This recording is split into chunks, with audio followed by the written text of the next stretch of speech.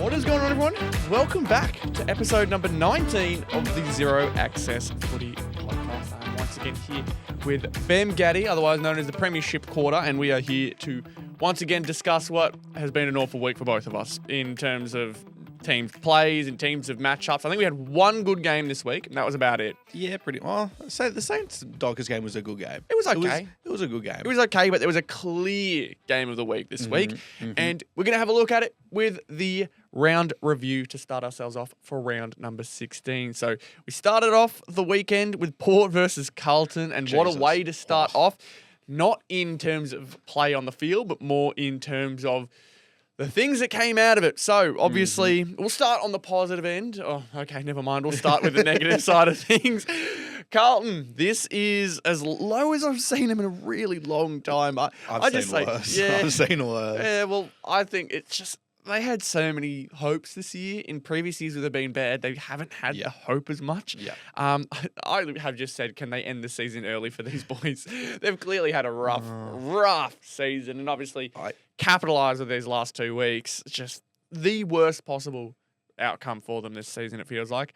Who's going to be the man that steps up to keep Voss's job, if anyone can? Because Graham Wright, that's who. Yeah, I guess so.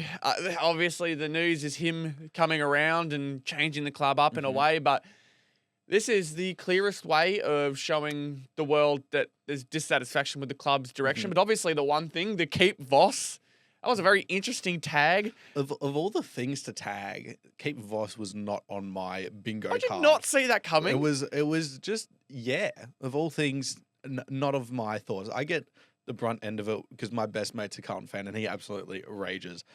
And it was really interesting to hear what he had to say. But like, I've already talked about what he's had to say before about Voss. It feels like we could say everything we said last week again this week. Yeah. Just times two it. Voss might not be the man, but at the moment there's no one better.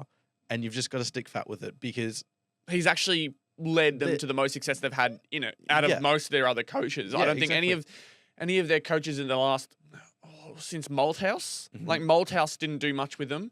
And then you think of all the other coaches from then on. Yeah, they haven't done much with them either. He's been the most successful coach since Brett Ratton. Yeah, that's insane. So, yeah, for Carlton, it's very much exactly what happened last week. But for Port Adelaide, this is very positive. Really positive, but for a season that it's just going nowhere again.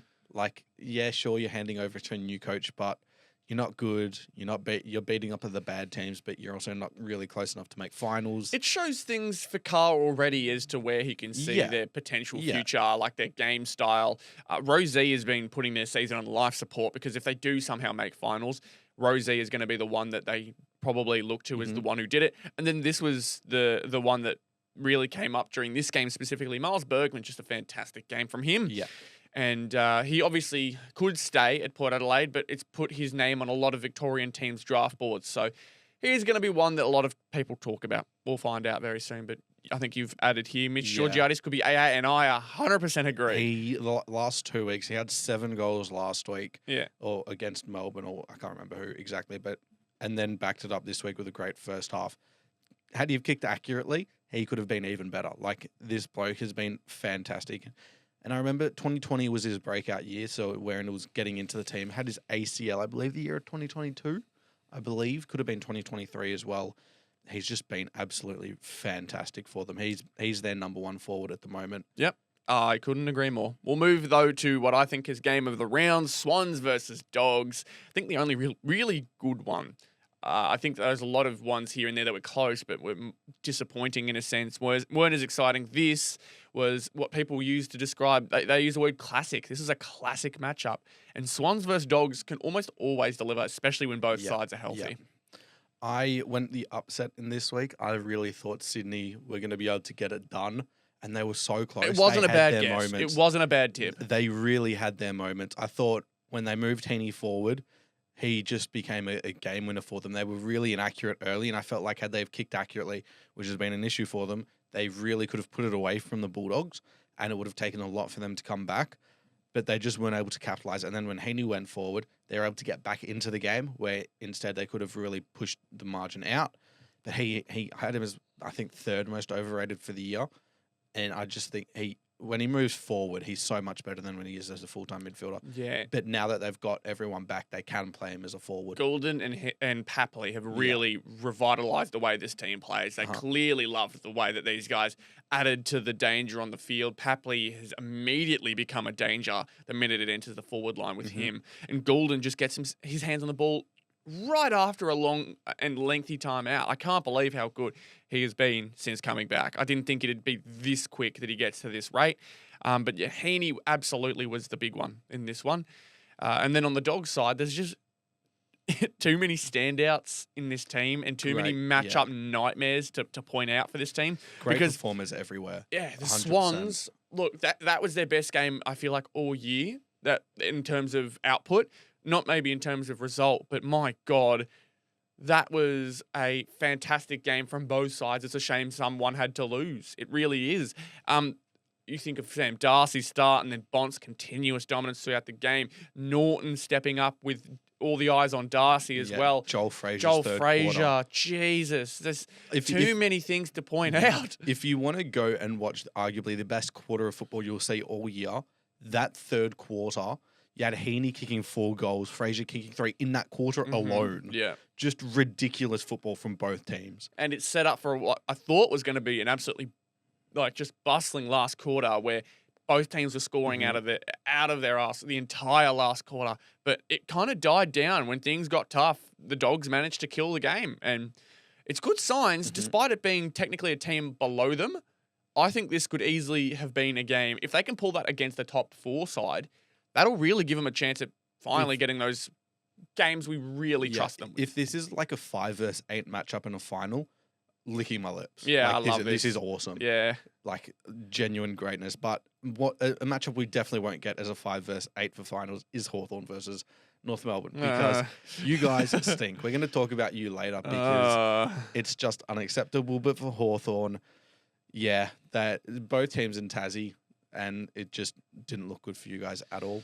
Yeah, it just felt like same old North Melbourne at this point. I don't know what it's going to take for this team to truly unlock what they're trying to unravel, because there have been signs during the games that they have won as of recent where we're like, oh, this team, they're looking really good, but, they let Carlton back into it towards the end of that game, and the Brisbane draw, they could have easily won that game and capitalised on a really poor Brisbane. The West Coast game, they came back from being down. There's negatives in all those wins that you were hoping North would be able to stamp out. But it just feels like more and more North Melbourne right now is still that bad team, and those good stretches are just small signs. They're not the North Melbourne of the future. They're just signs, and they're good play.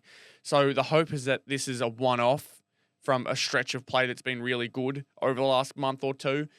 But as a consistent disappointed fan who watches this team play week in, week out, it just feels like this is going to be what stumbles them for the rest of the season. They're going to be like, oh, season's over. This is where we're at again, and I hate it. I really do believe that we have a chance to get out of the bottom 4 with the opportunities that we've got. I didn't expect us to win, but I've been saying all week, I hope we're competitive. That's all I can put in. I did want to say keep the North talk to the North segment. Yeah. But you really don't like it. So I felt like you just needed to get I'm going to let out. you have your fun with that segment. I won't say anything. I'll just cop it on the chin. Yeah, but fair. nice to see Gunston turn back the clock. Yeah. Lots of high goal kickers as well in this game. Hawthorn really like to have large goal kickers against North Melbourne down in Tassie. Oh my God, the 13, the 170 to 46 game last year. This one, oh God. Yeah. It's just awful. Me skipping a game definitely doesn't help. Suns versus D's. You just really wanted to see me upset, didn't you? Yeah. You've written here that you're not still fully confident in Gold Coast. I think that it was a good enough performance that a finals team just gets the win here, and they're not affected by a 5-goal-6 performance. Yeah, I'm just very worried because it just, for me, they're just so prone to a game where they're going to let a team who shouldn't beat them. I'm waiting for it to happen with this team, and that's why I'm still confident that they're going to be the 9th place team at this rate. GWS, I feel like, is another one that could really fight them for it, just in terms of how inconsistent they've been. But God, the Suns still show so many signs of a team that aren't yet ready to be in that big stage. And for their sake, I hope they are. For their sake, I hope they really pull out some big wins. But I felt like this should have been a big win. How the hell did Jake Melksham get 11 scoring shots? Is he that good? I don't feel like he is that. He is just a light up player, one of those energy players. So allowing him to score 5 goals, 6, God, that could have been a lot worse. That could have been a lot worse for Gold Coast. Yeah, 100%. And those are the things I'm talking about. But they're still above the water. It's just about, can they keep swimming till the end of the season and keep their finals dream a reality? Right now, it still is, and there's still many chances to get themselves over the top. They've got the matchups, they've got the fixture, they've got the game in hand that we always talk about. At the moment, they are 8th, but if they do win that game in hand, they theoretically could go as high as 3rd. Yeah, so that's insane. Well, the percentage, they're a fair bit off 3rd, but more realistic is 4th. Yeah. That's still such a huge difference, though. Yeah, 100%. So I wouldn't be surprised if they can finish all the way up in the top 4, which would be great for them. Pies Eagles, just a really weird performance. Yeah. Started off using the ball a bit too much. And whilst they do want to be a big handball heavy team off of halfback to get everyone involved, they overused it. And then second half, as experienced teams do, we're able to switch things around and we're able to get over the top of the Eagles. Tom McCarthy continues to impress. Him and Jai Newcomb are probably the 2 most impressive mid-season draft. The words I've used, the mid-season draft poster boys, because that was the word used for Jai Newcomb for ages. And I felt that's the exact way you kind of look at it, because they managed to pick up someone like that during the middle of the season. It seems like it's happening again with Tom McCarthy. He just seems to be somehow one of the cleanest players with the ball for that West Coast side. I don't know how, but Tom McCarthy, he's really showing out, doing really well for him. We mentioned 2 weeks ago before they had their bye that he was the first West Coast player to have 30 touches in a game. He backed it up by having 29. Yeah. Like 60 posies in his first 2 games for a struggling West Coast side. Look, it's what they need. Impressive. If they lose Harley, like, that's a fantastic pickup to have in and amongst all the clouds of this season. Yeah. But just lucky the Pies had their bad game that we've been talking about against these guys. Any other team, maybe not like the Richmond and Roos, but like any other team outside of those 3, and it probably would have ended up being a loss. Tigers defeated by Crows. Nothing out of the ordinary here except for Tom Lynch. The disaster class, I called it, that first half. Yeah, my God. Oh, 0 posies, 5 frees against. I think he got reported twice as well in the first half. God. It's just what ridiculous. an awful game for Tom Lynch. Just one that you hope he forgets quickly. He really learnt from Noah Bolter. Like, this bloke has been on the same team for 5 years. God. And then just does an absolute knock on the head of Jordan Bucks. Oh, no. Really getting it from Noah Bolter. But yeah, Crows, typical performance, really good. And then Tigers, just what we thought they were at the start of the year. It's a bit of a mixed bag in terms of their games for the road home. I think they've got a lot of easy games, but also a lot of tough games. I think it's about 50-50 on both sides. So really excited to see how the Crows tackle that, because I think this could be a really, really good setup for the end of their season. They sit comfortably in 3rd. Things are looking really, really good if you're a Crows fan. We're going to move, though, to the Dockers versus Saints. This one was another one you had said was pretty all right. But what excited me the most about all of this was Luke Jackson has had a couple of games now where with Darcy in the side, he's still done really well. So it's exciting to see. But you got to look at the team that he's playing against. The Saints, obviously, fighting for a bottom 4 spot at this rate. They're trying to get themselves a high pick, which is your ideal scenario. So I think 2 goals alongside all of his other possessions. I still think Luke Jackson plays better as a single, but it's nice to see that Darcy is still doing okay, at least keeping some value, showing that he's still part there. Kicked a really good goal late from about 45 out on a 45-degree angle. For Fremantle, their midfield just seems to get dominated by us for whatever reason, which is a bit of a concern when the talent is so stacked in their favour. Yeah. But they were able to play Luke Jackson as a midfielder at times against us, and it did kind of work, but their dominance really started in the last quarter. Yeah. We kicked the first of the last, got it to about a 10-point lead or whatever it was, and then they just stormed back. Great performance from us in terms of the fact that we show we can take it up to one of the most informed teams in the competition, but still being bad to the point where we're going to get a good You're giving pick. your young boys the experience. That's what you need. That as well. Alex Taro, oh my goodness. Saints record, tied the Saints record with 14 spoils, sorry. Yeah, it's just second game what you by the need. way. I think Ross had mentioned in a post-game conference in his first game, like I Mhm. think it was against Collingwood, where he said he's a simple player, but that's why we love him, because he does his job and he does Yeah. it well. And Yeah. that is just him to a T after that game. Did his job, did it really well. But Mhm. the tanking allegations will never end. Competitive, I don't care. get you in. I don't care. Naz had 28 and a goal. That's good enough for him. You've got other- a the lot other- of promise, of Yeah. promise right now, which is good to see. The other halfback in Jordan Clark for Fremantle, he had 31 and a goal, continuing a really good year. His best was 2022 when they made finals. hmm Sort of dipped down a little bit, but now is the genuine halfback Has had a for few, Fremantle. yeah. Has had some really good performances this year. He is still the only one that really has that leg drive of a halfback for them. Yeah. We mentioned before that maybe Hayden Young comes back and does that role a little bit to relieve a bit of pressure. But yeah, for Fremantle, just got the win. And it was a performance where they weren't up to it and they still won. You need some luck like that. And you need to buckle down for wins like that. So Yeah. Freo keep their season's hopes alive in sixth position. That is round 16.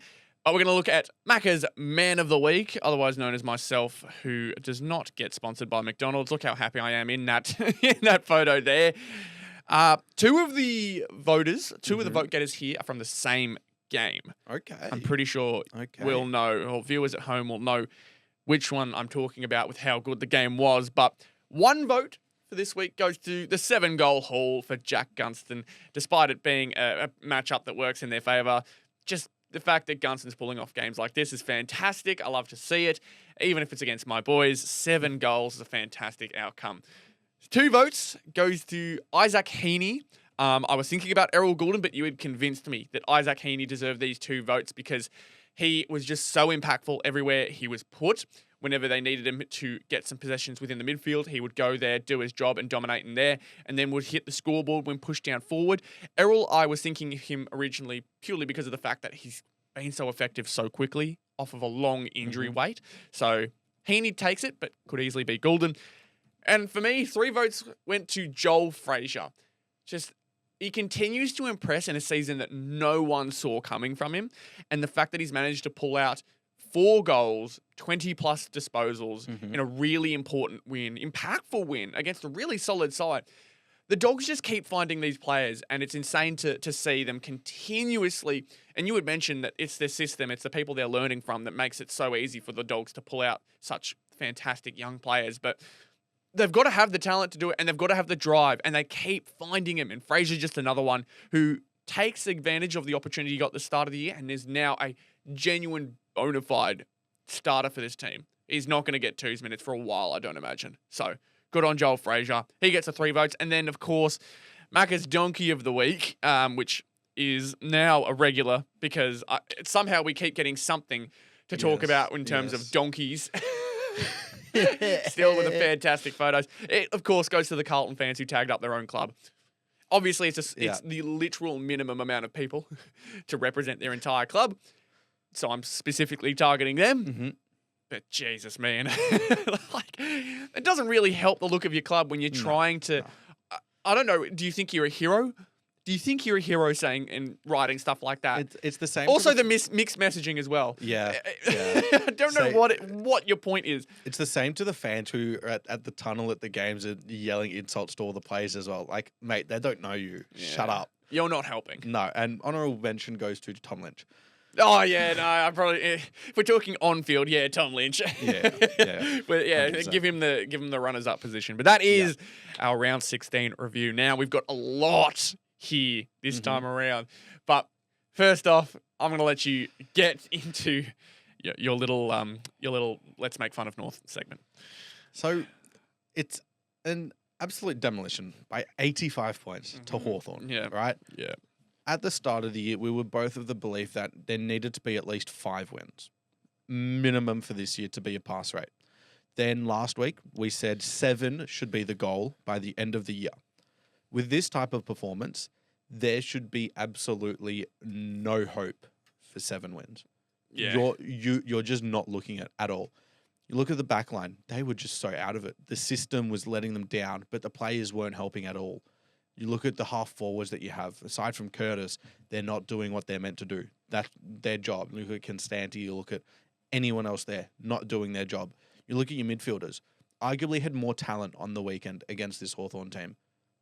Newcomb, Day, Ward, sorry, not Day. I was going to say, if the Day was there. Mackenzie and Nash. Yeah. Compared to LDU, Sheasel, Simpkin, Wardlaw, who did get subbed out, but still was there for most part. Finno, and then Cherry and Meek. You probably clear that midfield, talent-wise, but you're not getting it done. Parker's another one who plays there at times. You brought in the experience to the point where they should be able to help support the youth, but yet you are still I've got the stats here. I'm so glad you researched this. I didn't. I just had this up 2 minutes ago. 18th youngest list. So there's still a lot of room for improvement. You're the 16th least experienced list. I'm sure if you remove the 2 outliers for that in terms of youngest and then oldest players, that changes it a lot. But draft picks, pick 2, pick 3, pick 3, pick 4, pick 4, pick 4, pick 5. That's 10 players within the top 5 of the draft. You look at the amount of talent on this list. To be putting up that performance after a really good win against Carlton is just unacceptable. Alistair Clarkson, he's had 3 years now with this list, or technically 2.5 because of what happened in 2023. But he's just not getting anything out of it, at all. And I don't know how you fans accept this. I don't know how many people were at the game. Given it was in Tassie, you don't get that sort of numbers. But I'm not going to say I feel sorry for you because I don't. Yeah. But this has been a 5-year thing now. 2020 was when it started. You cut the list completely. 11 players from what I remember were gone after the end of the year. And then you say, let's dive into a full rebuild. You should now be on the other side of a rebuild. And yet you're still getting blown out by 85 points. And you still have these type of performances on a regular basis. I don't know what I'm meant to say here. You make it feel like it's my fault. I didn't ask for this. I was born into a family that supported North Melbourne. It just so happened to be the year after we won the 99 premiership. Yeah, so I suppose it can't be my fault, surely. No, I never said it was your fault. Maybe it's Alistair Clarkson's. But to be honest, if Alistair Clarkson, I remember a couple of weeks ago we were talking about how he was complaining about, I think it was the travel numbers. Yeah, it was the game. Focus on your game plan. Focus on your players. How are you not getting the most out of this list as a 4-time premiership coach? You were seen as highly, highly regarded in AFL history in terms of coach rankings. You are butchering this team. You're not allowing them to play free-flowing football. You are not allowing the best talent to flow together. Curtis's best game have not aligned with Zerha's best games, who have not aligned with Larky's best game. This was Larky's best game of the year. Mm-hmm. Curtis was nowhere to be found. Zerha was nowhere to be found. You had Finbar and Maley, who came in a couple of weeks ago as a young, sort of mature-aged pick. Yeah. And he was just fighting. He was flying for marks. He was being a shin boner. How many shin boners can you name for me out of this team? Curtis, Larky, Zerha, Wardlaw, Chom. In terms of original shin bonus spirit. That's 6 players. Yeah. Wardlaw got concussed in the first quarter. That's 1 gone. 6 players out of 24 or 23. It's 25%. That's just Vans will always say it's a putrid. bit different here and there. But with the right reasoning, I can agree with people who Zach have Fisher, different ideas. But Dylan Stevens. Yeah, those are the ones that always get me. Fisher, I haven't liked Fisher since he's been here. I was hopeful for him, but he just hasn't shown anything, and he's always come off as just another one of those annoying halfback possession getters who keep turning the ball over. You look at LDU, right? He signed a 7-year deal to stay at you guys. He was like, I couldn't imagine seeing myself play at another team. Well, you shouldn't be imagining yourself playing what you are right now. He has been nowhere near worth what you signed him for. The problem is, right, and I agree with the idea that he's nowhere near what it's worth. Same with Saints, they have to sign people to these big numbers to keep him to stay. They do, Because at the same very time, easily someone could convince him for much less in a much more successful situation. So if we want to keep these players and keep this culture going, we need to sign him for that much. I agree, but he's just not performing. Exactly. So if he's not performing, that falls back on him. That doesn't fall on the club signing him to this deal. Yeah. That falls back on him not being good enough. Yeah. And if he were to leave, it opens up a bigger role for Sheasel, for Wardlaw, for Will Phillips, for Tom Powell. Like, you've already got Simpkin, you've got Parker. You don't need more talent. You just drafted Finn O'Sullivan in the exact same position. You look at what Alex Taru just did. Imagine you traded back to that pick and you could have got him in this team. Yeah. That's a shin boner, not whatever LDU's doing at the moment. Like, it falls back onto the leaders. Tristan Cherry, been great this year. Paul Curtis, been great this year. Charlie Comben, showing why he could be a really, really solid defensive halfback at the moment. Aside from that, there's just nothing. I'd add on Sherry this to list. my list of shin boners as well, to the North fans listening. It's just extremely disappointing. And I think at the end of this year, if you don't get to 7 wins, Clarkson's gone. I can't see him staying. I feel like North feel like they're on the right track with him, though, because I understand what you're saying with these one-off performances, like these really bad performances, but the club has always, for some reason, had a really rosy big picture with this squad, with Clarkson in particular. They had a really good sign of big picture. And a lot of people outside of this week have been saying a lot of positive things. There's always been the talk of, oh, this is a different North team. This isn't the walkover North team. And it took 1 week. It took Hawthorn beating them for almost all of that good-natured discussion about them to go away. It's been that quick. But that's what big losses do. That's what big losses do. Because it's that unacceptable. Like, for a team in your position, this should not be happening. For a team coming out of a rebuild, losing by 85 points in a game where you've just come off a good win, not be happening. I'm very interested to see their performance next week. Next week's going to tell a lot because it is a big game for North Melbourne. A lot that's going to be brought into that game. Thursday night matchup against the Dogs. The awful thing is it feels like it is going to be another bad performance. It's going to be another bad one because it's just a really good opponent playing their best footy on a night that we've just never played well at. Big games we always seem to play awfully at. So I hope I'm wrong. I hope we're competitive. I hope we find a way to be competitive because it's going to be a tough one. The backline's really going to be tested. We'll move on from that. I really want to move on from that. That hurt my feelings. Let's go to Behmy's Tribunal tasks. Yeah, okay. We've got a fair few this week. We had a few down weeks. And it's brought it right back. Tribunal tasks come back in a big way. It looks like we're getting started with a Thursday night with Dante Visentini having a bump on Adam Sard off the ball. Spiked a little bit of a brawl just before halftime. Looked to have provided a bit of a shepherd in the air. Did appear to get him high with a bit of shoulder contact, but it was wiped out by the MRO. I'm really interested in this one because he's gone to sort of shepherd Sard from reaching the ball because he sees 2 poor players are there. And it's been explained here that it was the view of the MRO that Visentini's actions were not unreasonable in the circumstances and did not constitute a reportable offence. They've explained it as Visentini... Sard turns to follow the direction of the ball and into the path of Visentini. Visentini braces for contact, making high contact with Sard in the collision that ensues. To me, they've explained it as Sard's running into Visentini and Visentini's just gone to brace himself. I think you could very easily argue that Visentini's actually going to bump Sard to protect the ball. I remember seeing this from a different angle than these ones. It's more of an above the head, behind the goals, like a bird's eye view type.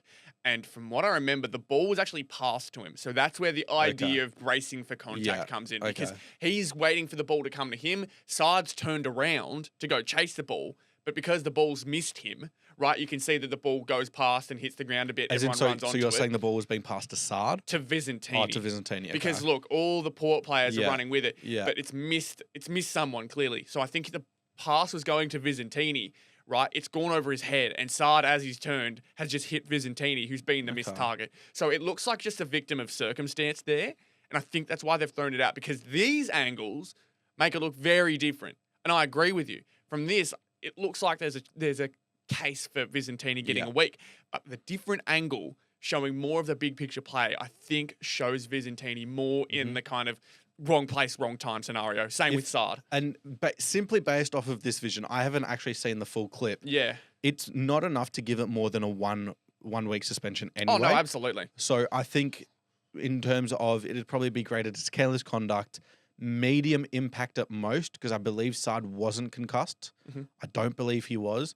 And then it'd be graded as high contact. I believe that'd just be 1 week, even potentially a fine. So it's nothing like outrageous.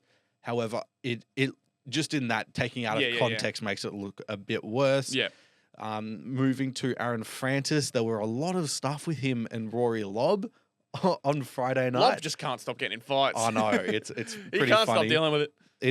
But he got a 1 week suspension for a strike on Lockie Bramble, and this one was graded as, let me get it up. Oh, come on, there we are. Intentional conduct, medium impact, and body contact. Graded at 1 week. I'm a bit surprised at this one. It appears that striking is now being classified as a lot more than what we thought. Isaac Heaney also got a fine for striking, but his was apparently a third offence. And the difference was it was low impact compared to medium impact. I haven't seen the vision. I did have it somewhere, but I haven't seen the vision. It appears we don't have it either. That's all right. Yeah, with the stuff that happened with Marcus Windhager last week on Nick Dacos and how that was a free kick, there were a couple that were strikes that were given as fines that weren't paid in that game as well, which just makes it even worse of what happened last week. Bit weird, but I think a lot of the stuff that happened this week was more so the Francis and Lobb incidents, which were really funny to watch. Lobb got the better of him the first one, and 100% should have been a free kick, given he was basically choking him with his forearm on his neck. And then Francis got the better of him the second one, given it was more of a 2-on-1. But it was really enjoyable to see those two fight because I hate Rory Lobb's antics. Brings it back to the old school football. I believe we have the footage of the Lobb and Francis. Can we watch the fight? Can we put some money on it too? Yes, we do. Here we are. Here we go. So he lays a bit of a tackle, goes at him. Oh, here we go. And it goes on. No. Look at the other one. Look at the other one. There it is. It's like you see his forearm. It's right on his neck. Yeah. So it was really good. I really enjoyed it. I think it was just as entertaining as the game itself. Oh man, it was very funny. Right at that moment where the game slowed down in terms of scoring too. Yeah. So very had a bit more action into it all. Look, they're still going. Yeah, they were both knackered after as well. I mean, Francis God. did shit F all, but so did Lobb. So pretty impressive. Yeah, I think the next one we'll talk about is Brayden Fiorini, it appears to be. And his bump on Harrison Petty, he has not been given a week because the MRO of the belief that the way he contested the ball was fair and that Harrison Petty was the one at fault, which reminds me of the one a couple weeks ago where it was Adam Chera's one with Sam Durham. Yes, I do remember that. Where Chera came at the ball with a bit of questions. Yeah, it was very much does. Very similar, whereas Durham got weeks. I'll get it up now, but it's almost identical to that one where the player who's going towards the ball. Really? They put the fault this time on the person who got hit? Yep, correct. So he got a 2-week suspension. I'm really shocked at that. So he got a 2-week suspension for this. Because that looks dead similar to Chera's. Fiorini got nothing. I believe if E. Wright was to be able to get up the footage, I'm putting you on the spot, producer, but it was 3 weeks ago. 9th of June 2025 or something along those lines, early June. But I'm very surprised that they've given this nothing because if they gave that 2 weeks, we'll sort of delayed a little bit. But it appears that Fiorini got to the ball first, if I'm not mistaken, which is maybe the difference because I remember Chera was the one who got there first and then Durham chose to bump. So, okay, yeah. So Durham chose to bump, which is why he got the 2 weeks. It appears Fiorini got there at the same time almost. Oh, yeah, it's very close. Turned his body so that he protected himself. And then it was just Harrison Petty putting his head over the ball when they were sort of getting there at the same time. So there's not really a duty of care that Fiorini needed to provide because he did. Because he turned his body and got there first. He did it the way he was meant to. And he didn't choose to bump. I believe he's our good mate. E. Wright has done a Brilliant job. Come on, E. Wright. We've got to wait for it to load, but very similar. Just the only difference was Durham chose to bump and he was second to the ball. That is where the 2-week suspension came. I don't mind it. I feel like had the leadership change not have happened, we might not have got the Durham incident being the same. Yeah, so here we is. go. So Yeah, Cherry so- gets there first, and Durham comes in And after. chooses to bump instead So of it going looks for the like ball. the timing of the players to the ball and, of course, the action to bump itself makes the difference. Yeah. All right, because That's- like you said, they are very similar, but the small changes in the scenario Yeah. makes the suspension. Yeah. That's a good one. Really good pickup, stuff. Behmmy. Thank you. Stephen May got off for this hit on Ben Ainsworth. I think this is fair enough. You look at him, he actually does get the ball. He makes a spoil. Yeah, It's just, he does. He collects his head as well. High contact, free kick, nothing more. Not 15 metres. Maybe spark a little bit of a physical alteration, but it shouldn't be anything. I think this is completely fair because he makes a play on the ball. Then we go to Jai Simpkin and Tom Barras getting fined for striking and then rough contact respectively. Simpkin doesn't need a suspension, please. We can't afford more people gone at North Melbourne, please. Didn't get the videos for either of these. Doesn't really matter. And Tom then Lynch is the big one. Tom Lynch. We are filming this obviously on a Monday before what happens. Oh my God! Wind up, whack to the back of the head. You are not allowed to hit someone in the back of the head in boxing. Yeah. And this bloke does it in a game that of was football. a huge wind up and everything. Oh my God. I don't know if Butts was concussed. That is a Noah Bolter moment if I've don't ever have seen that. one. But what is this bloke doing? What are you thinking? What is he like? I'm he is prone to a crash out, but that is just a full on crash out Lynch. Yeah, crash out Lynch. Oh my God, that is a really bad look. I understand that there was some frustration in him not getting any free kicks, but apparently they've gone through it and he wasn't really deserved of any free kicks. So there was that. But he was arguing with the umpires. I was going to say the umpires he had let the umpires know he's not going to cop that. He's not going to let it happen. And so for him to do this is just ridiculous. You're too Experienced player to do that. Yeah, like this is 12-year-old stuff. This is a kid who gets his toy stolen and just goes whack to another one. Like this is not 30-year-old behavior. That is me I'm sorry. at 24 when my footy cards are stolen. Just take him out. I don't care. I don't care how old you are. I am knocking you out if you're doing that to me. So, yeah, Tom Lynch, you know what? Maybe I'm with you, mate. Jason, protect yourself. That's all I got to say. But, yeah, that's... in terms of the grading for this one, I believe the AFL's been arguing for 3 to 4 weeks, which I'm assuming if you grade it as intentional, that would be high contact and high impact. But I believe it's more because you've got to grade it on the action, and that is a horrible action. Don't grade it on him. I don't know if it was being concussed. I'm not saying that. But don't grade it on him almost concussing the bloke. Grade it on him whacking a bloke when he shouldn't. Yeah. Intentional, severe impact, high contact, 6 weeks. You should not be playing. You should not be playing if you do that at all for the rest of the year. Yeah. That's unacceptable behaviour. But then the argument would be he got more suspension or more time off the field than Noah Bolter, right? Because he got 4, didn't he? Hey, Noah Bolter did it off the field. Jesus Christ. All right, let's go to our next segment. Buys in focus. This one in particular. Baby, ba, ba, ba. You don't want to do the buys? Or do you want to? No, we do. I'm just making a song of... Oh, yeah. Baby, what a ba, ba, stupid, Justin what a Timberlake. stupid joke. That sucks. Have you seen Deadpool and Wolverine? Yeah, I have. Yeah, so you know where the song's from. Yeah, you... Jesus.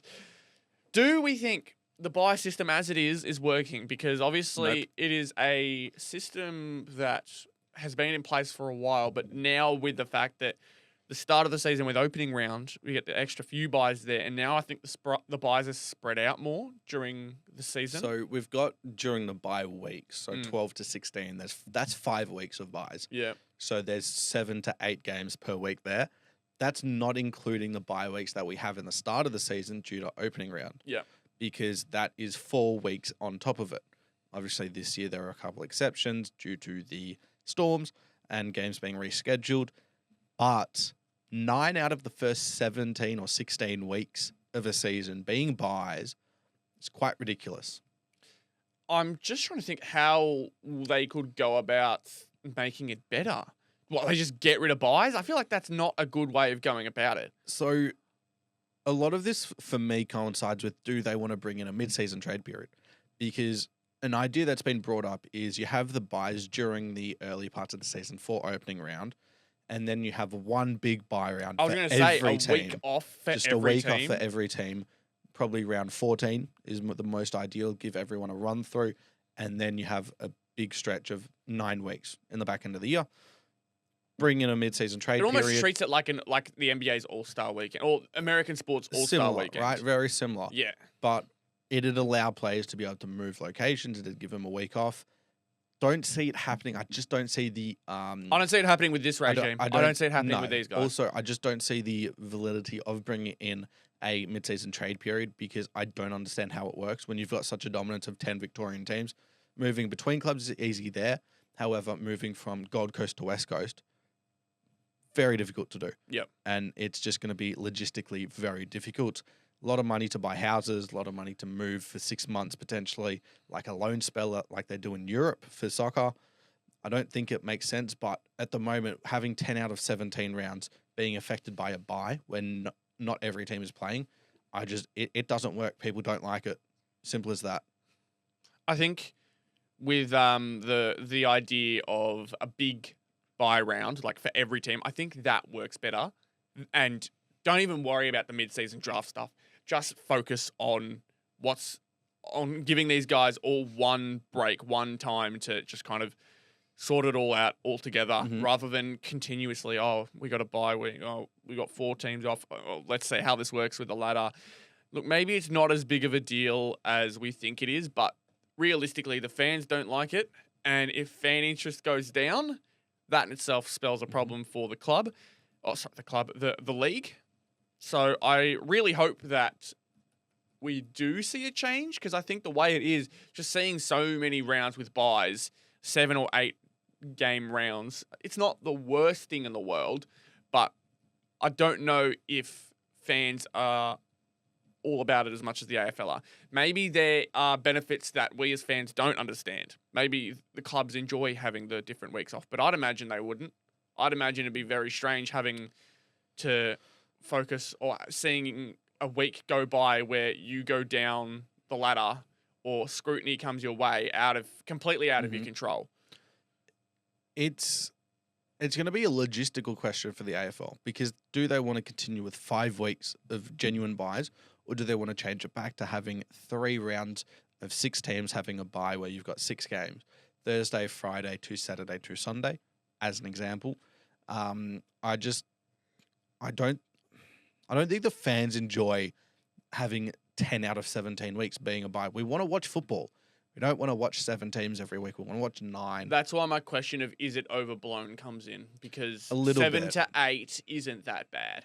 But it's not. But it's not 9. It's include a gather round where teams have buys. You got the 4 of them of the 8 teams playing. That's 5 weeks. Then you got the 5 we just had. That's 10 of 17 rounds where teams had buys. It's just not fun. I guess so. I'm just trying to think of it in a way that isn't so, sensationalist, right? I can't believe so many teams are having buys so often. Yeah, but it's 2 or 4 teams per week. Outside of opening round, excluding that, it's 2 or 4 teams. And sure, there's the pain of, if we do it in one big week, it's a week without footy. So, yeah, but then we sacrifice 1 week so that every week is full of games. And then if we keep the opening round stuff happening, then that means only 5 or 6 rounds of the entire season have teams with buys. I think it also just comes down to the fact that the scheduling is going to look really difficult when there's 9 teams playing most weeks. And that's another thought that I just had, right? You look at it one way. A team could theoretically play an opposition twice before they even had a bye. St Kilda played the Bulldogs round 6 and round 14.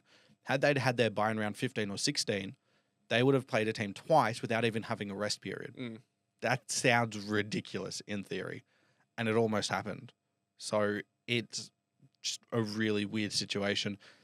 AFL are going to have to do a lot of research into how can we fix this, because there's no clear answer or no clear solution into it. And that's the only issue to where the point where it might have to stay I with agree this. with. I was going to say I agree with the idea that it's a bit it's always a bit weird seeing so many buys happening so often. But what is the change? Is there even a better way of doing this? And sure, the idea of going bang, there you go. Mhm. 1 week, everyone goes off, and we've got 9 games every week. Yeah, but then like, there's times where 3 games could be happening on a Saturday at the same time. One finishing, one starting, one in the middle of it, whatever it may be, and that's just not good for the AFL in terms of maximising their amount of viewers. Yeah. Because sure, people with KO could do it, like myself, but people who are diehards are only watching 1 game and they're not going to go and watch or watch online as a neutral. It's a very interesting discussion to have because I don't know how much of a problem it actually is. It's probably just something we'll find for people to out. talk about. I'm sure the AFL would be looking into that. But next up, we've got the discussion of what they could do outside of the buys, and maybe even with the with the graphic here, the idea of play-in / wildcard tournaments. It seems really gimmicky to me. I'll start off by saying that, but the idea of the play-in / wildcards would, of course, mean that we've got an extra round of finals. That's basically what it would play off as. And I think the idea of parity would work so much more with the AFL than it would with other sports, because it really is in any given game type situation, where as you look at games who go to best of series and sports with those, even if you make it from the 10th seed per se, or spot 10 in this situation, even if you make it from there, you have to win 2 out of 3 games against the 1 seed or the 2 seed, and that's just so hard to do. With the AFL, if you were to make it as the 10th and then get in as the 8th position, or 8th seed, you then play 5th in a one-off, and there's a chance you can beat that, and then it becomes more of a fight, less incentive to tank, right? And we'd even see the situation now where, sure, the top 9 are so far away from the bottom 9, but there's 1 spot there for the bottom 9 to fight for, and it stops those bottom 9 from tanking the entire thing. I feel like the first question is it worth it? The second questionality is, if it is worth it, what's the functionality of it? Because do you do it exactly like the NBA, where it's 7v8 and then 9v10, and then you have a week of the winner of 9v10 and the loser of 7v8 playoff to find that final matchup? Or do you do it where it's just 8v9? Or do you do it where it's 9v10 and then the winner plays 8? Or do you try and simplify it, because it could probably get very confusing, the explanation here. Okay, so in the NBA, it's 7v8. The winner gets the 7 seed. The loser plays the winner of the 9 versus 10 seed. And that winner obviously gets the 8 seed. Yeah. It's much different here, because I think you could almost argue that instead of bringing in a play-in tournament, you bring in a extended final series where, instead of being 8 teams, eventually where we get more teams in the competition, potentially being 20, you have a 10-team final series where 1 and 2 have a break. Then you've got a bottom 4. They make it up to whatever it is to make it that way, instead of just having 10 teams in it. Because theoretically, I don't think the 10 seed, when there is such a gap, because we saw it in the NBA, they brought it in 2020 when there was a COVID-affected season where teams had a very unequal draw and not everyone had played the same amount of games. So they brought it in and then just had 8 versus 9. Then they extended it for 2021, where there was also only 72 games. And then since then, they've had 82 games, 7, 8, 9, 10. Haven't really seen much of a change. The thing is, you can't really do that with the AFL. It's a much more physical game, much more risk of injury. So it'd be the way that was shown just then. Yeah. A lower wild card and a higher wild card. So we'd go 7v10, play off once. Whoever wins it gets 7. And then 8v9 plays off. Whoever wins it gets 8. They can only play once, because if the loser of 8v9, or in this case 7v8, if we were to do it NBA style, the loser of that, if they had to play a second time on top of that, that would kill their chances. And that would kill them so hard. And then we'd also have the problem of, how do we fit that many games in? Correct, because in the NBA, you can play back-to-backs, or you can play 2 games in 3 days. We have to do it where you have at least 5 days off. If we want the best football, they brought in a pre-finals bye to be able to get everyone healthy. You don't have that anymore. So what do you think is the ideal way, if the AFL were to ever implement this, what is the ideal way of doing it? Because I see that, and I think it's probably the best they could do it, but I still don't like it. I still don't like it, because I remember when the NBA did it, they had a games restriction where if you weren't within this amount of games, there was no play-in tournament. And there's still been argument that they should still have that because of such a big drop. I think you could make that argument where, given this season, we're seeing a huge gap from 9 to 10, maybe you cut it off and just have 8 versus 9, final matchup in the bye. Teams who haven't been as good to deserve a break in the middle don't get that break and they have to fight for it. But again, it comes down to money. Yeah. That's all it is. It comes down to money. That's why they tried it with the VFL, I'd imagine, because they want to see whether it works. They want to see whether there's a crowd, whether there's a draw to this stuff, because there gets a point where this could be way too gimmicky. Way too gimmicky. And that's probably what keeps me off the idea of a play-in, because too many risks and not enough of a financial incentive to make it worthwhile in the future. I think NBA gets away with it because it's a one-off game. People don't often get as injured as they would in physical games like this. In the NBA, sure, it can happen, but it doesn't happen as often. These bigger injuries that keep people out for long periods of time with one game. The AFL just feels like it needs to stick to the ladder system and forget all the wildcard play and gimmicks, to me, purely because of the fact that, there's too many risks, way too many risks, both physically and financially, for players and for the heads, for the higher-ups. Yeah, and that brings me to something that I want to quickly talk about. It's not going to be an important thing, but we've noticed this a lot recently where coaches are saying to the league, we just want some clarity on the rules and we need to talk about something that happened on the weekend. And from the top of my head, I've had 6 coaches here who have done it. Ross Lyon mentioned it a couple of weeks ago, saying we just want to know how much we can and can't get away with. Andrew McQualter on the weekend said it about a couple really poor holding the ball free kicks against Collingwood, one that wasn't paid to them that should have, and one that was paid against them that shouldn't have. Luke Beveridge has talked about it with the treatment of Sam Darcy. Adam Uze also talked about it on the weekend with the treatment of Tom Lynch. And I remember Alistair Clarkson talked about it with the fixturing as one example. Stop complaining. Like, it's just not good for the game. It draws into question the reliability of umpires and the difficult job they already have, just making it even harder. If you want to talk to the AFL, that's fine, but don't make it a public thing. Just say, hey, we want to seek what happened here. Don't make it such a media thing where we've had 6 coaches within a month say we need to get clarification on this. It's a bigger thing where the AFL need to get clarification on the rules. However, we shouldn't be seeing this every week in the media.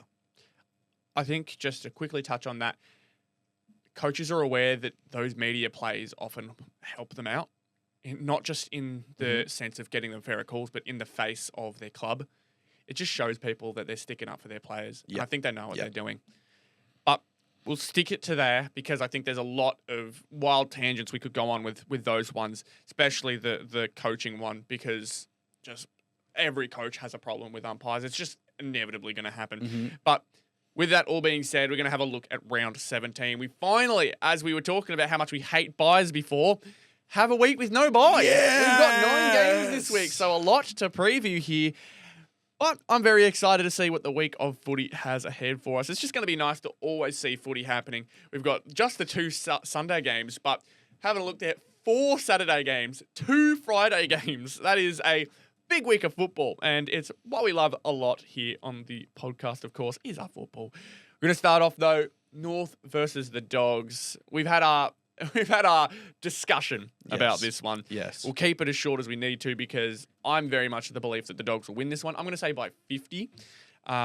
My thing here is just do not lose by 100 plus. This is not the night to do it. This is not the night. I don't think they're going to be competitive enough to make it close. Okay. But 50 would feel acceptable. And that's a horrible thing to say as a North fan because 50 should never be acceptable. But with the way we've been playing, or the way we played last week and the talent ahead of us this week, it's going to be a rough one. Who in God's green earth stops Sam Darcy? That's what I'm thinking.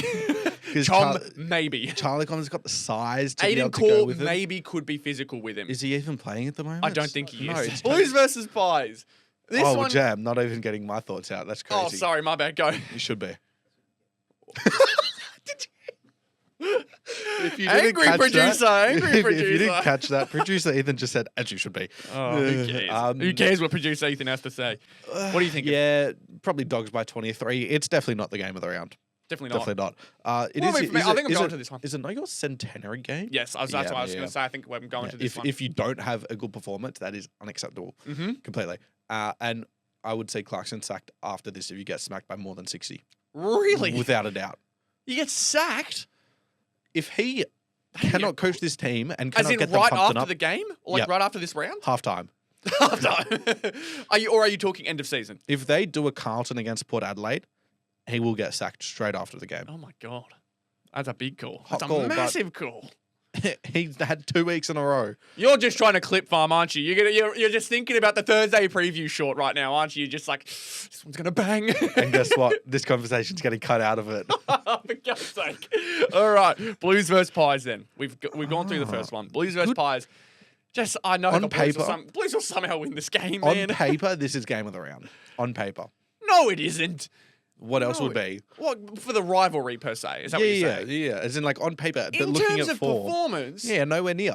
Pies are going to freaking destroy them. But they're not, because Blues are going to win. I have said here Blues will somehow win this game, but that's me being a bit silly. This is a vibe win. I'm pulling it out of the bag. Don't pull out the vibe. I'm pulling it out the vibe bag. card. I'm pulling it out the bag. No, the vibe card is the next one. Fries in the bag. Do not. Yeah. Put the fries in the bag. I am also going. Yeah, we'll put to that later. But can the Blues pull it off? No. You don't think so? No. There's. I'm standing 2 feet. It's They're so not winning weird. this game. The Pies are such a ball movement heavy team, and the Blues are really good at defending that. And they're good at. I watched them get moving- completely ruined against North with the ball movement. It's not their ball movement that's the issue. It's connection inside 50. Because Sure, but I can't. how are you going to excuse this, huh? I don't know. I really don't know. Yeah. Stop trying it. It's Pies. It's Pies. Okay, I'll go Look, my upset for the Pies next by week. 40. Pies by 40. I'm gonna go Blues by 11. I see it. So I just see something dumb happening. This is the round. This is the round where shit just happened. I'm predicting it. Eagles versus Giants. Now this is a vibe win and a half. If there's any round for it to happen, it's Eagles beating the Giants at Optus Stadium. Mm-hmm. Giants are such an up and down team. We've talked about how they're the inconsistent team that could easily lose this one. Yep. It just is. I feel like it's going to happen. I feel like it's going to be. I'm going to say Eagles by 4. Eagles by 4. I love that. I'm gonna go Eagles by 5. You dog. But it's a thing where the Giants haven't looked great. They still don't have Sam Taylor. I understand that the Eagles don't have Waterman or Allen. Anything. That too. But they got Tom McCarthy. Exactly. And unless the Giants have to be fair, Hogan could kick 10. Hogan could have a big one. Hogan could have a Cadman really has been big one. good. He could have a big one. But it's the Eagles at home after a good performance away. This is very similar to the St Kilda game. Very similar to the St Kilda game. And Giants are so prone to a loss like this. For their sake, they won't want to because, God, that'd just put them in the box seat for ninth spot. Yeah. But I'm gonna go with the vibe win that you like to pull out. That I originated, by the way, that I patented because I got the vibe win. Patented did it. Yeah, did the ya? vibe win. Go on, tell me someone else has said a vibe win. And that's what I thought. I think Jesus. Eagles by 4 for this one. Bombers versus Suns. Saturday, midday at Marvel. Suns. If you're going for an upset week, which could very well happen, I'm not going for an upset week. I just thought Okay. that Eagles Giants was perfect for a vibe. I'll put $5 on every away team to win this week. Like I would do that every day. Well, not every underdog to win this week. Tigers versus Cats. Yeah, maybe not every game. But Suns versus Bombers, really interesting game because Bombers have had heaps of injuries. They got 3 more in training, which is ridiculous. And the Suns coming off an up and down win against Melbourne. Ben King needs to win this game for them. That's the way I see it. If they want to make finals, he needs to get back into form. He should be able to have a good one as well. It's been the kicking No in front of Reed, goal. no Mackay. Like, huh? Yeah, but for King, it's been kicking in front of goal, has it not been? Yeah, It's been a and problem for him. it's under the roof. It's in a perfect spot for him. Yeah. So It needs to be a big one for him. Four Needs to at happen. least. 4 at least for him, I reckon. And yeah, again, my distrust with the Suns has me thinking Bombers could do something. But with the amount of injury trouble that they've had, I think the Suns could take this by 30. Yeah, I'm on Suns by 42. Fair. Cats v Tigers at GMHBA, this could get ugly. Have we seen 100+ this year? Yes, I believe we have. I couldn't don't tell remember you which it. game, I was going to say I don't believe we remember it. have. But I think this is 100+. Uh, We have seen it the is Cats struggle though at times this year, and It Tigers is. have been able to fight hard. Noah Bolter will be able to play, so they might have Fantastic. They might have another right hook in them. Tigers this week. A bit of fight in them this one. Oh, please, I'm clipping that. I'm clipping that so hard. Cats v Tigers. I'm going to say Cats win by 110. 110. Yeah. Oh, The Cats' most memorable big wins have been at GM. Well, specifically, we think it won't get as bad as the back in the day Cats beating the Demons by 180. That's a shout. The biggest win we've had so far this year has been 95 points. Let me guess. It was Geelong beating the Bombers, right? Yes. God, my 2020 when we do a 2025 season recap quiz, I'm on it. I'm on it like white on rice. I know it. And the Saints still beat Geelong. Yeah, that was a first vibe win. To be fair, I'm going to go Cats by 96. They just get the 1 point more than they did against the Bombers. Fair enough. Lions versus Port at the Gabba. Yeah, Lions Port, really weird game. This is like Port a have had some vibe. good play, and Lions have been a bit disappointing sometimes at the Gabba. They have, and this is like a close vibe win. If I didn't go the vibe win already for We Eagles, keep going back Yeah. to the vibe. It's It's- the week of the vibe, boys. we've seen a lot of Lions down games. We've seen some Port ridiculous games this year already. Just came off a really good win against Carlton. They'll have a couple days off extra as well, even though Brisbane are coming off the bye, which could potentially have them. But I'm not going to tip Port. I just think the Lions are too solid. I think that their backline has really stood up the last couple of weeks, even without Jack Payne. Did it against Geelong. They should be able to do it against Port. I'm with you. I think that Geelong game really solidified just how good their next man up mentality is. Yeah. Lots of talent, of course. We all know the talent all around the field. Logan Morris breaking out as we speak. Eric Hipwood not in third place Coleman trajectory that I had. Unless he kicks 15. Yeah, you could give it a go. Who's he playing on? Alir. Alir, Radigalia. Is he playing?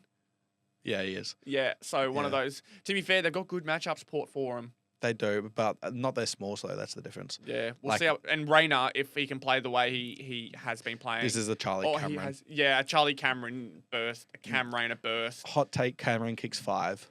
I'll put some money on it too. To Oh, ensure. all right. Yeah, fair enough. Cameron kicks 5. Fair. I'm going Lions by 31. I'm going to go Lions by 20. I think Port have it in Yeah. to make it close. Saints versus Hawks at Marvel. Get your Viking helmets on. This is the Josh Battle revenge game. Oh, number 26. Number 26 and Alex Taru. Best 26 we've ever had.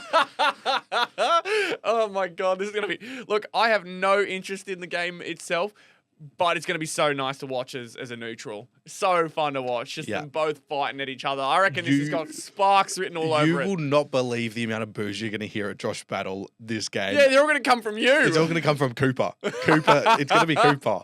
I'm telling you. That's going to be so good. I've got to, at the moment, I'm working Saturday. I've got to get off work for this. Yeah, I fair. need to. I cannot miss this game. Yeah. I would skip work to be able to play this. I will get fired to be able to go watch this. I need to be there. So what's your tip? Still going Hawks because All that fight just to give up with the Hawks tip? I That's don't want to disgusting. win. And they're the better team. They just came off an 85-point dubbing. Surely, just out of pure hatred for the man. You're on a hate watch, right? You said you're on a generational hate watch of that man. Saints by 11. There you go. No, not 11. Saints by 8. No, Saints by 26. That's so good. I'm going to toe it and say Hawks by 26. Oh. How good But is he's not 26 anymore. He's 24. Okay, Hawks by 24. Then. Yeah, Yeah, yeah. That's- beautiful. The Josh Battle Cup, baby. Nope, the Alex Tyro Cup. Oh, shut up. the Taru Battle Cup. That's got a good vibe to it. Or the Battle Taru Cup. The Viking Shut up. battle. The Viking battle. All Oh, right. that's sick. Well, yeah, sure. Then we move on to our 2 Sunday matchups. The first at the SCG, Swans versus Dockers. I'm so glad the Swans have gotten healthy now because these games are so much more exciting. Despite them being out of the 8, Swans are legitimately fighting for their finals hopes. They would have loved that Dogs win, but they would have been really happy with what they put out. Obviously, they're going to put in as much as they can before the end of the season to try and get that last spot because they really need to. If they lose this one, I think it's done for them because 0-2 with their side being much healthier than they were for most of this season would just kind of tell you, okay, look, they're back, they're healthy, but they're not quite good enough. At this stage, they need to win out to be able to make finals because it's 3 games behind. Yeah, that Dogs loss really hurt them. Really hurt them. They've got everything going their way now, though. Dockers are prone to a bad game. They are. So I'm going to go the Swans this one. I'm going to go Swans take this one by 18. I just think with the way Fremantle's midfield weren't able to compete with the Saints midfield, you look at Goulden, Warner, and Heaney now, it's big difference there. Grundy's in fantastic form at the moment. Yeah. Coming up against... Big shout to Grundy. He's been really solid for Sydney. Darcy and Jackson. And then you look at the Swans forward line, Papley. Papley being back again, revitalises, bringing back to the review. I don't know if they get a Marty back this week. I don't know what happened to him. So they miss out on 4 points and a goal. Could... His goal kicking just tells me he's going to have a stinker, but lots of opportunities. Hopefully they get Tom McCartan back as well, which is probably why they ended up losing with Dane Ramby coming out as well because of injury. If they get McCartan back, I'm tipping Swans because I just see them having a really good performance. But aside from that, you think the Dockers have what it takes? 100% have what it takes, but I'm still going the Swans, but if McCartan doesn't come back, I'm not. I'm going Swans by 20 points on the dot. Fair enough. And then we'll finish off with Crows versus Demons to end off round 17. This one should go some way. I think Demons, they've just shown the ability to fight, though. Very much a passing of the torch that needs to be, though. So the likes of Jake Bowie need to have big games, as he kind of has been doing. Harvey Langford has continued to show promise. I believe he's been playing. He's still playing. Yeah. He's still been doing well. I'm just remembering Oliver, a bit of a poor one. Gorn, poor for his standard. To be fair, his standard is very high, so can't blame him too much because he still played a pretty decent game. I just think the Crows are way too well matched up around the ground. It is going to be interesting to see the midfield battle, but obviously the exciting one's going to be the Melbourne Demons defense versus the Adelaide Crows offense. As it kind of is with the Crows, they always love to put up a fight against teams' defenses. That's where all the showtime kind of happens, all the excitement. So I'm keen to see who takes that battle. To me, everything tells me it's going to be the Crows, though. Yeah, agreed. Home game against a struggling D's team. If they put Michelini to pick it and he's able to quell him, then I think they're every chance of blowing them out by 60. But I've said this is the upset round. I've got to continue that. I think that this is a game where Lever comes back. They play Petty behind the ball. Van Rooyen should come. Well, Petty's actually concussed, so he won't play. But they should bring in Van Rooyen. They go young up forward, and with Melksham as the third tall, with Frisch potentially still in the team, upset alert. D's by 11 points. Really struggle with the Crows in the back end of the year. Yeah, I forgot how impactful Melksham has been and how good Cozzy has been. So that's really something I may need to look into. But I still really think the Crows, they're playing too consistent a football now. They're playing too good a football to let this one go. So I think the Crows are going to take this one by 35. Yeah, okay. I think with how many threats they've got in that back line, sure, Lever's coming back. That's going to be really, really helpful. But it's just like Stephen makes a big body, but Thilthorpe's got a bigger body. He does. Darcy Fogarty continues to do his thing.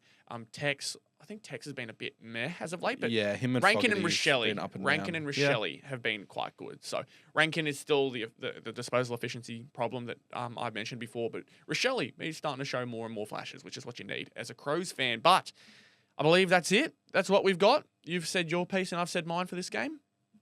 Yep. Fantastic. Beautiful. Another episode. Episode number 19 done and dusted. We have another special guest coming in next week as well.